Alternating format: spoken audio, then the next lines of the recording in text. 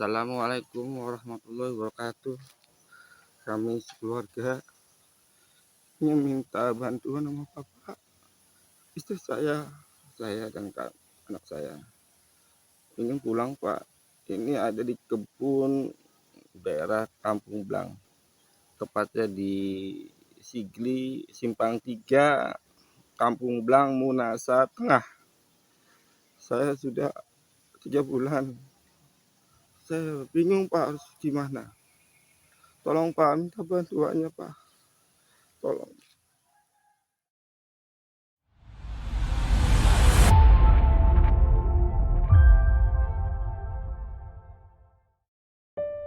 Gunawan, warga Kampung Kuta Sirap, Gang Mulia, Kelurahan Pegambiran, Kecamatan Lemah Wungkuk, masih tampak terdiam lama di depan rumahnya yang sederhana pada Jumat tanggal 31 Oktober tahun 2025. Tatapan matanya kosong, seolah masih belum percaya bahwa ia telah kembali menginjak tanah kelahiran setelah hampir 4 bulan hidup terlunta di tanah perantauan, Aceh. Di teras kecil rumahnya, Gunawan bercerita panjang tentang perjuangan getirnya. Ia, bersama sang istri, Misriyati, dan anak balitanya, harus berpindah-pindah dari satu masjid ke masjid lain demi sekadar berteduh. Gunawan menjelaskan, ia dan keluarganya tidur di balai-balai masjid, seperti di Masjid At-Taqwa di Pidi. Jika ada masjid lain yang menolak, mereka harus berpindah lagi. Beruntung, ada DKM yang baik hati memberikan izin bagi mereka untuk beristirahat. Awalnya, kedatangan Gunawan ke Aceh adalah karena dipanggil oleh keluarga istrinya untuk mengurus hak atas beberapa aset peninggalan mendiang ibu mertuanya. Namun, niat baik tersebut justru berujung pahit. Ia menuturkan bahwa awalnya mereka dijanjikan akan dibantu untuk menjual salah satu tanah milik istrinya. Namun, yang terjadi justru semua aset dirampas. Rumah, kebun, dan sawah yang sebelumnya atas nama istrinya kini diambil dan mereka malah diusir. Tanpa tempat tinggal dan tanpa uang sepeser pun, Gunawan berusaha bertahan hidup dengan mengandalkan bantuan dari pengurus masjid dan warga sekitar. Untuk urusan makan, ia mendapatkannya dari DKM atau dari orang-orang baik yang memberinya nasi atau uang. Ya, baik. Tribunas, sesaat lagi saya akan mewawancarai satu keluarga, dalam hal ini kepala keluarganya bernama Gunawan yang beberapa hari yang lalu viral karena terlantar di daerah Aceh. Nah, saat ini yang bersangkutan sudah kembali ke kampung halamannya di wilayah kota Cirebon dan beberapa saat lagi akan mewawancari yang bersangkutan untuk mendengarkan cerita selama 3 bulan lontang-lantung di wilayah atau di daerah Aceh. Ikuti terus Tribuners.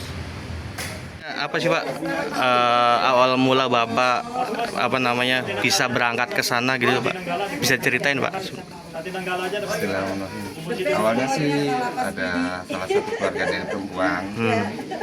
Kami sudah datang ke Aceh. Setelah datang ke Aceh, saya pun bilang sama keluarganya, saya nggak punya uang sama sekali buat makan pas-pasan aja. Setelah itu dia memaksa untuk datang ke sana. Setelah saya datang ke sana, alhasil kurang dari ekspektasi. Nah, awalnya itu posisi dia menjanjikan mau menjual salah satu tanahnya, sedangkan semua aset itu punya istri. Nah, setelah itu semuanya dirampas dan saya pun diusir. Setelah dirampas semuanya aset atas nama, tetap surat-surat juga pakai nama istri, cuma tetap dirampas. Nah, setelah itu saya tempat tinggal di rumah situ atas istri juga, atas nama istri juga, tetap saya diusir di hari ini juga. Karena saya cari bantuan setiap DKM masjid atau Basnas atau Kapolsek terdekat.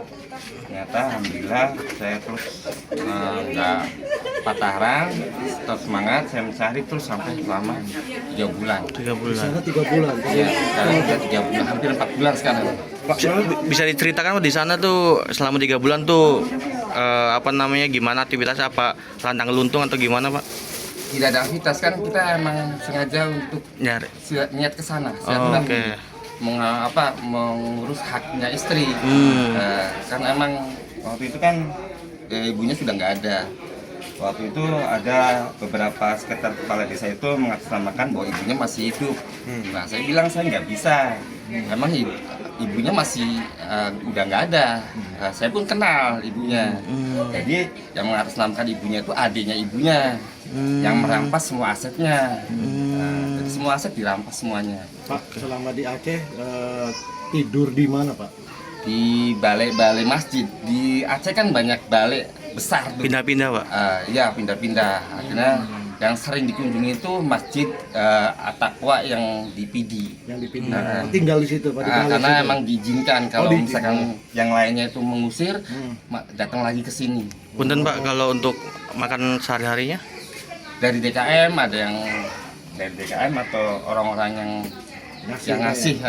Ini nggak menargetkan saya dapat uang. Alasan diusir dari keluarga istri apa Pak? Nah, karena waktu itu istri meminta beberapa sertifikat. Mana sertifikat saya? Nah, waktu itu sertifikat yang kebun itu, saya minta lagi rumah atau yang sawah. Yang dua sudah terjual tanpa sepengetahuan. Saya bilang itu namanya penggelapan. Iya. Berarti sisa 3. Setelah sisa 3, saya minta surat rumah. Jelas ada ininya juga, fotokopinya. Saya ambil fotokopiannya atas nama istri saya. Ternyata surat rumah itu sudah digadai sama semua keluarganya. Jadi yang 2 aset itu terjual juga dibagi-bagi sama keluarganya. Artinya aset punya Punya istri Bapak semua. habis Pak ya? Habis, sisa 3. Nah, yang aset ini, yang kebun dirampas. Waktu itu saya mau ngajuin ke bank tapi dirampas dulu. Jadi nggak bisa. Saya mau pulang tadinya. Setelah itu aset yang rumah itu ternyata digadai sama rentenir tanpa izin istri. Kalau masalah orang tuanya emang sudah nggak ada, udah lama. Anak tunggal dia. Adapun adik tiri. Emang nggak ada hak dia, nggak ada di surat sertifikat rumahnya, nggak ada. Jadi emang haknya semua istri. Cuman saya datang ke sana kan niatnya silaturahmi sama mengantarkan istri, haknya istri. Karena kan saya suami kan nggak ikut-ikutan, karena emang keluarganya dia. Tapi akhirnya Di luar ekspektasi. Di luar ekspektasi. Ketika saya minta hak, saya diusir di situ.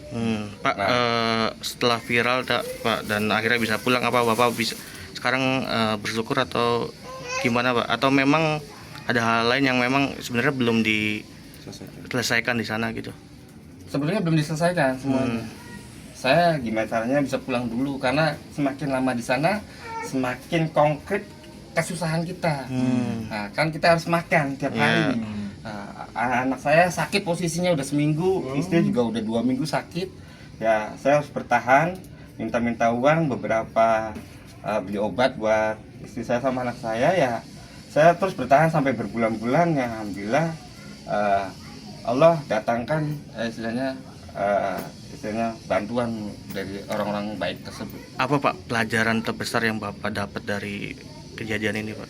Kalau pelajaran terbesar itu, kalau bagi saya mah jangan pernah berharap sebelum kepastian rencananya Allah itu direncanakan sama Allah. Oke, dalam hal ini maksudnya apa? Segala sesuatu kita rencana pasti boleh, tapi tidak boleh berlebihan. Karena semua rencana kita mau sholat pun, kalau misalkan nama rencana Allah nggak mau disolatkan, ya nggak bakal sholat. Pak, terakhir Pak, setelah tiba di Cirebon, apa yang mau Bapak lakukan Pak dalam waktu dekat ini Pak? Ya, insya Allah saya tetap senantiasa rutinitas, ya saya beribadah. Emang setiap hari saya beribadah. Kalau masalah kerja itu nomor 3 atau nomor 4 lah. Emang sehari-hari Bapak di sini? Kerja apa Pak? Kerja ya kadang nge-vape, kadang ya bantu orang apa aja. Oke. Serabutan. Artinya. Serabutan artinya Pak? Serabutan. Apa aja deh? Kalau itu servis vape, servis apa aja. Buka ini jasa servis Pak. Jasa HP gitu. Jadi tapi nggak ada tentuan. Ya, nggak tentu setiap hari ada ya, Pak ya. Jadi apa namanya, bayarnya terserah. Oke. Seikhlasnya. Siap, Nggak pernah siap. dipatok. Meskipun sudah kembali ke Cirebon, Gunawan mengakui masih ada masalah yang belum terselesaikan di Aceh. Namun, baginya, pulang ke kampung halaman adalah langkah pertama untuk memulai hidup baru, sebab semakin lama mereka di sana, hidup mereka semakin berat. Saat ditanya tentang pelajaran hidup dari perjalanan panjangnya, Gunawan tersenyum tipis. Ia menyampaikan bahwa pelajaran terbesar yang ia dapatkan adalah agar tidak pernah berharap lebih dari rencana Tuhan. Menurutnya, manusia boleh punya rencana, tetapi semua tetap merupakan kehendaknya. Kini, Gunawan memilih untuk kembali menjalani hidup sederhana. Ia bekerja serabutan, mulai dari servis vape hingga membantu pekerjaan kecil di lingkungan sekitar, dengan upah seikhlasnya saja. Meskipun tanpa harta, Gunawan merasa kini lebih kaya oleh iman dan pengalaman. Baginya, yang terpenting adalah ia masih bisa beribadah dan berkumpul bersama keluarga, karena itulah yang paling berharga. Tribuners, baru saja tadi saya mewawancari langsung Bapak Gunawan, kepala keluarga dari satu keluarga yang sempat viral karena terlantar di daerah Aceh. Dan hari ini sudah tiba di kampung halamannya di Kelurahan Pegambiran, Kecamatan Lemahwungkuk, Kota Cirebon. Tadi kita sudah mendengar ya bahwa beliau yang bersangkutan bercerita bahwa selama 3 bulan dia berpindah-pindah gitu ke satu masjid ke masjid yang lain, dan susahnya mencari makan, dan akhirnya membuat video viral atau video permintaan tolong, dan akhirnya viral, dan akhirnya bisa kembali ke kampung halaman di Kota Cirebon. Demikian Tribuners.